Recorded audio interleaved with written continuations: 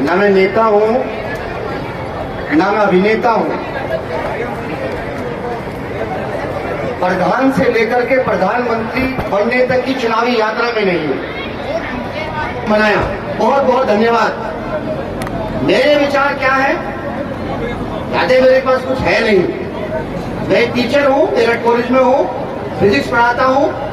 बाबा साहब को अभी जानने की कोशिश कर रहा हूं और जिस दिन जान जाऊंगा फिर आपके बीच में आऊंगा। इसी के साथ जय भीम, जय भारत। जो व्यक्ति एक एक घंटे की डिबेट टीवी पर देते हो, मैं मानता हूं आपका मन कहीं न किसी बात से जुड़ा है, उसके लिए मैं क्षमा चाहता हूं। और कमेटी का अध्यक्ष होने के नाते आपके चरणों में अपना मस्तक रखते हुए अपनी गलती मानता हूं। आप मुरादनगर की धरती में हम आपको बुलाते हैं तो आपके ओजस्वी विचारों को और बाबा साहब की आइडियोलॉजी को सुनने के लिए बुलाते हैं। आप पूरे मंच पर आए और अपनी बात रखें। डॉक्टर सतीश प्रकाश। मेरी बात को शायद मेरा विचार ये नहीं था, क्योंकि मुझे गाजियाबाद भी जाना था, तो मैं उस विचार का, ऐसा कोई विचार नहीं है, कोई नहीं। बाबा साहब के कार्यक्रम में शामिल होना बड़े सौभाग्य की बात है। देखिए, मेरा मानना यह है,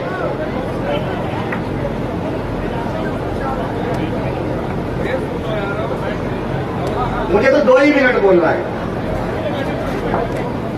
मेरा विचार यह है कि बाबा साहब एक क्रांतिकारी विचार है।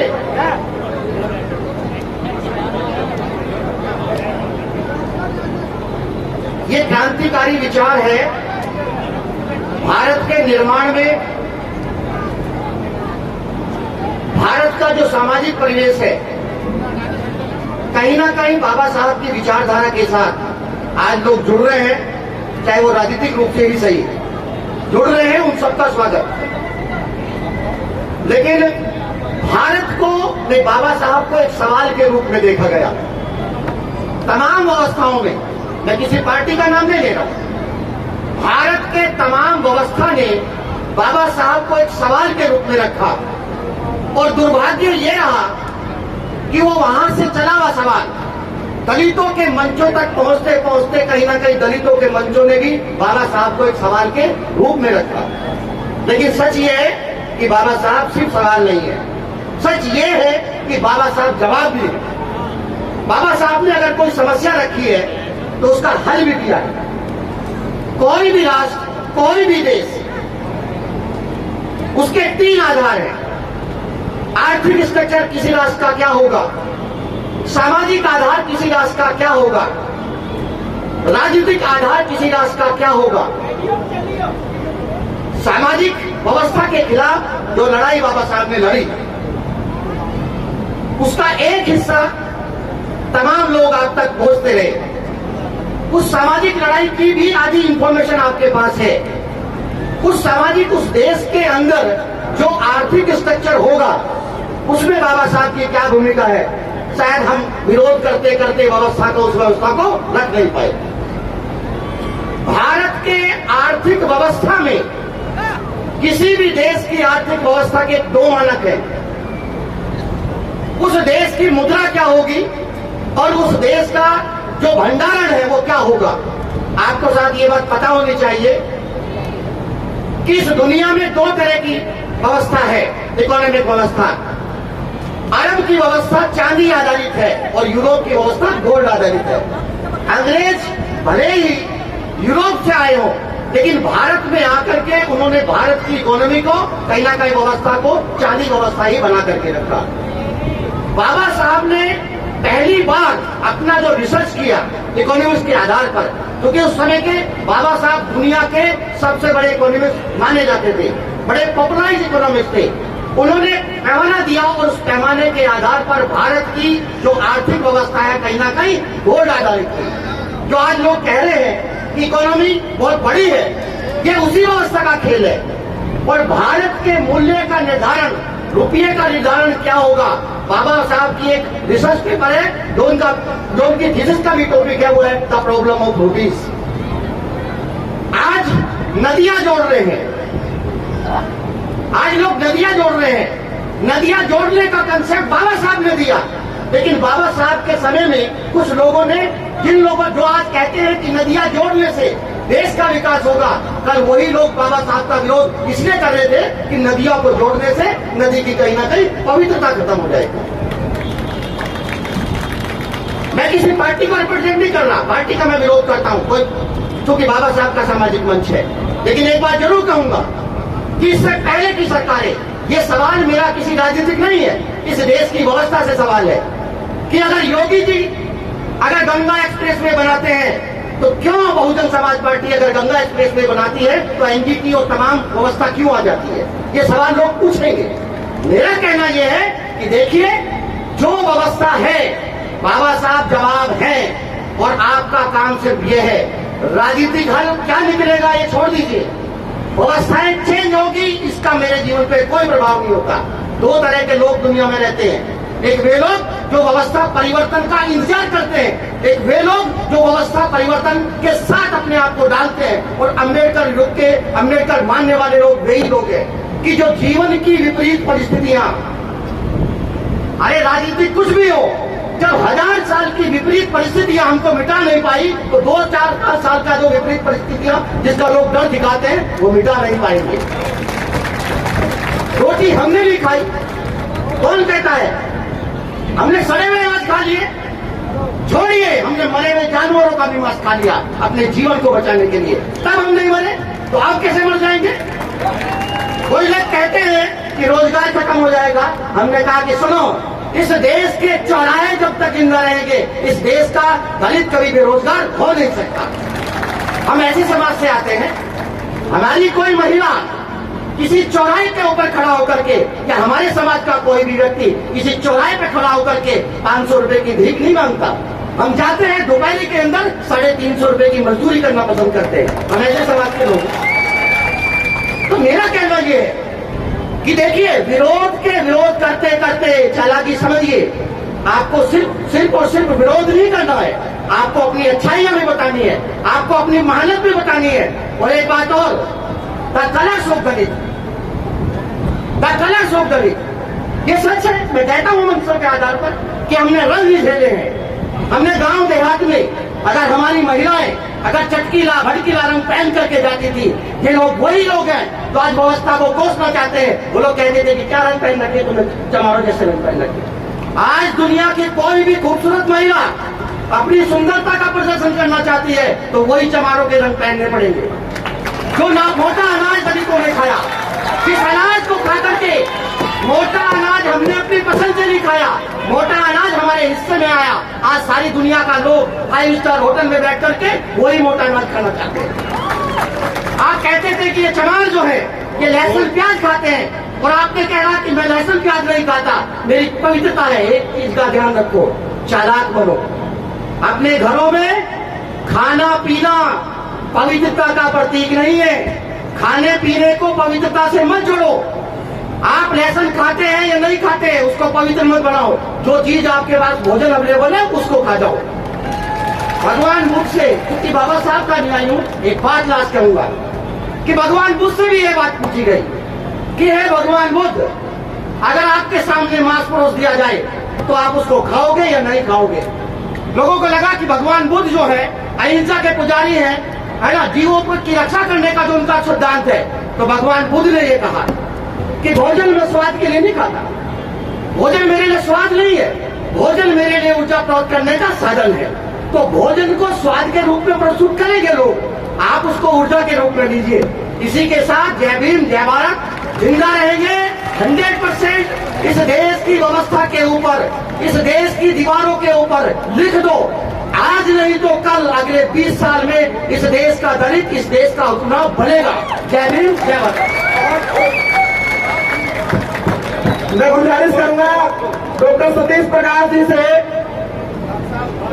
भाई रणवीर गौतम जी जो वरिष्ठ पत्रकार हैं, वो एक अखबार का विमोचन करने जा रहे हैं और वो विमोचन डॉक्टर सतीश प्रकाश जी के हाथों से कराना चाहते। क्योंकि शिक्षा जगत से जुड़ी हुई हूँ तो मैं शिक्षा के ऊपर ही बात करूंगी। बाबा साहब कहते थे कि शिक्षित बनो, संघर्ष करो।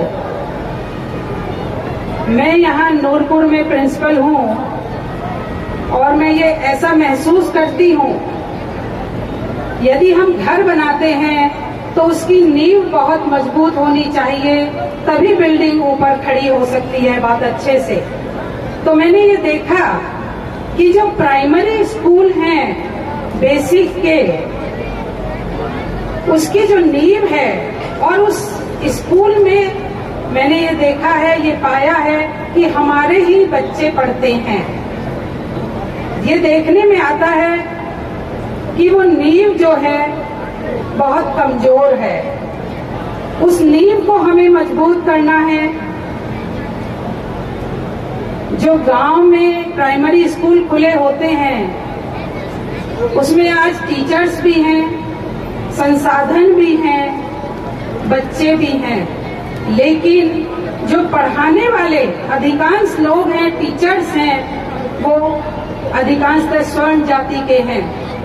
और ये देखने में आता है कि वो लोग हमारे बच्चों को उस तरह से शिक्षा नहीं दे रहे जिस तरह से कि उनको शिक्षा देनी चाहिए। मैं आसपास के कई गांवों में, नूरपुर में हूं मैं, जलालाबाद है, बड़का है, समयपुर है, अक्कलपुर है, चितौड़ा है, नाहल है, सब गांवों में के प्राइमरी स्कूल में जाती हूँ और देखती हूँ वहाँ की व्यवस्था को, तो बड़ा दुख होता है कि हमारे बच्चे, उनको पढ़ाने के लिए टीचर्स तैयार नहीं हैं, वो शिक्षा देने को तैयार नहीं है जो शिक्षा उन बच्चों को मिलनी चाहिए। यहाँ मैं गुजारिश करूंगी, बहुत से प्रधान यहाँ पर बैठे हुए हैं और बहुत आगे बढ़ चढ़कर हिस्सा भी लेते हैं, वो प्राइमरी स्कूलों में जाएं और देखें कि क्या जो टीचर्स हैं, जो 1-1 लाख रुपए सैलरी ले रही हैं, क्या वो शिक्षा हमारे बच्चों को दे रही हैं? यदि नहीं तो उनको जाकर कहिए। और इसी के साथ जो पेरेंट्स हैं, जो अभिभावक हैं, अपने ही लोग हैं, उनको जाके भी जागरूक करना बहुत जरूरी है। मैं ये देखती हूँ अपने समाज के गांव में लोग जो हैं कि वो पैसा कमाने के लिए, उनकी घरवाली भी निकल गई, आदमी भी निकल गया और बच्चा खेलने निकल जाता है, स्कूल जाता है तो सिर्फ खेलता है, वो पढ़ता नहीं है वहाँ पर, क्योंकि उनसे कोई पूछने वाला नहीं है कि बेटा आज क्या पढ़ाई हुई। तो ये हमारा और आपका सबका दायित्व बनता है कि यदि हम उस नींव को मजबूत कर देंगे 8th क्लास तक। मैं ये देखती हूँ कि 9th में जब बच्चा आता है तो उसको स्मॉल ABCD भी नहीं आती। कहाँ जागरूक हो रहा है मेरा समाज, कहाँ शिक्षित हो रहा है? जो हम लोग शिक्षित यहाँ बैठे हुए हैं, हम सब आगे बढ़ रहे हैं, लेकिन हमारा ये दायित्व है कि हम उन बच्चों को, जो अशिक्षित लोगों के बच्चे उन स्कूलों में पढ़ रहे हैं, उनको भी आगे बढ़ाएं। तो आज ये संकल्प लीजिए कि जो भी आसपास के गांव हैं, उनमें जो भी शिक्षित लोग हैं, आप जाके उनके टीचर से सवाल कीजिए कि ये क्यों हमारे बच्चों को नहीं पढ़ाते हैं। खुद मैंने, जब मैं नूरपुर में 2014 में आई तो वहाँ का एक वाक्य मुझे याद है। बेसिक स्कूल में 3 टीचर्स थे, बच्चे आपस में खेल रहे थे और वो संबोधन करते हैं दूसरे बच्चे को, ए चमार की, तू यहाँ कैसे आई? मेरे कानों में वो शब्द पड़े, मुझे इतना गुस्सा आया। मैंने पहले तो 2 मारे उस लड़की को और मैंने कहा कि ये किसने सिखाया तुमको? तो उन्होंने कहा, यहाँ तो सब ऐसे ही बोलते हैं, मास्टर भी ऐसे ही बोलते हैं मैडम। मैं उन मास्टर से मिली, मैंने कहा सर, आज के बाद ये शब्द हम सुन ना लें आपके यहाँ पर। सब बच्चे, ये विद्यालय है, ये सबका है, इसमें सब बच्चे, चाहे अमीर है, चाहे गरीब है, चाहे दलित है और चाहे ब्राह्मण है, वो हम सब के लिए वो बराबर है। यहाँ कोई जात पात नहीं होनी चाहिए। आज 10 साल होने को है उस स्कूल में, सवाल ही नहीं उठता कि कोई इस तरह की घटना वहाँ उस स्कूल में हो जाए। तो मैं आप सबको यही कहना चाहती हूँ कि हम तो सब शिक्षित हैं, हमारे बच्चे भी आगे बढ़ रहे हैं, लेकिन जो दबे हुए बेचारे वो अशिक्षित लोग हैं, उनको आगे बढ़ाइए। यदि वो बच्चे आगे हो गए, 8th क्लास तक वो लोग एक अच्छा पढ़ लिख गए, तो भविष्य उनका अवश्य बन जाएगा। दूसरा मैं कहना चाहूंगी, यहाँ महिलाएं बैठी हैं, बाबा साहब ने तो 100 साल पहले महिला सशक्तिकरण के बारे में सोचा था, लेकिन आज भी ये देखने में आता है कि भेदभाव हमारे घर में, अधिकतर सभी के घर में होता है। बेटी होती है, भैया को पानी दे दे, भैया को ये कर दे, भैया को वो कर दे, और ये सब कौन कर रहा है? जो हम माताएं हैं। ये भेदभाव बेटियों के साथ कभी नहीं होना चाहिए। मेरे घर में मेरे फादर एक अच्छी पोस्ट पे थे, मदर मेरी बिल्कुल इलिटरेट थी, तो मेरी माँ जब मेरे को काम करने के लिए बोलती थी तो पिताजी कहते थे कि तुम मुझे काम बताओ, मेरी बेटियों को मत बताओ, इन्हें पढ़ने दो। तो आज उसी की जरूरत है, अपनी बेटियों को पढ़ने दीजिए, उनको उड़ने दीजिए, उनको पंख लगने दीजिए, उनको समाज में आगे आने दीजिए। जय भीम, जय भारत।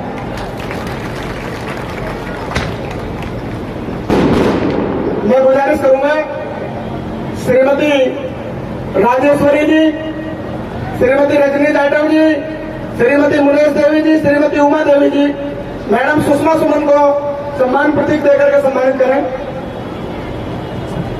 और अब एक बेटी हमारी जो गोपाल अग्रवाल जी समाज सेवी है, तो 11,000 रुपए का सहयोग जन्मोत्सव कमेटी को देके गए। जन्मोत्सव कमेटी दिल की गहराइयों से उनका हार्दिक अभिनंदन वंदन करती। इस मिट्टी का आदर मुझ में, मैं देशभक्त भी गया। मैंने भारत का चेहरा, मैंने भारत का चेहरा।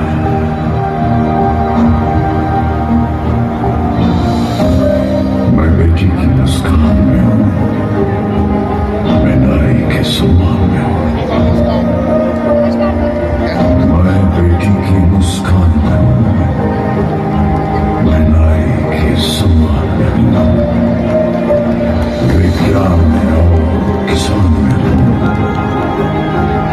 हर वीर में और जवान में हूँ। मैं सीमाओं का पहरा हूँ, मैं नए भारत का चेहरा हूँ, मैं नए भारत का चेहरा हूँ, मैं नए भारत का चेहरा हूँ। अब चांद पे 5